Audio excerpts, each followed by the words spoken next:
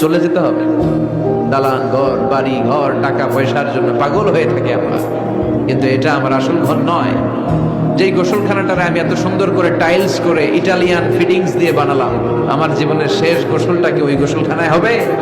কথা বলেন। যেখানে লাশ ধোয়ায় ওইখানে আমার গোসল হবে, এগুলো আমরা ভাবতে চাই না। কবরের জীবনটা আসল জীবন। বিশ্বনবী দোয়া করতেন, আল্লাহুম্মা ইন্না নাউযু বিকা মিন আযাবিল কবর। আল্লাহ, আমি আপনার কাছে কবরের আযাব থেকে পানাহ চাই, কবরের আযাব থেকে বাঁচতে চাই। এই কবরের মধ্যে অনেক ফিতনা হবে, অনেক সুয়াল হবে। কবরে প্রশ্ন আছে না নাই? কথা বলেন। প্রথম প্রশ্ন জিজ্ঞেস করা হবে, মার রব্বুক, তোমার রব কে? বলেন, আমাদের রব কে? ওমা দীনুক, তোমার ধর্ম কি?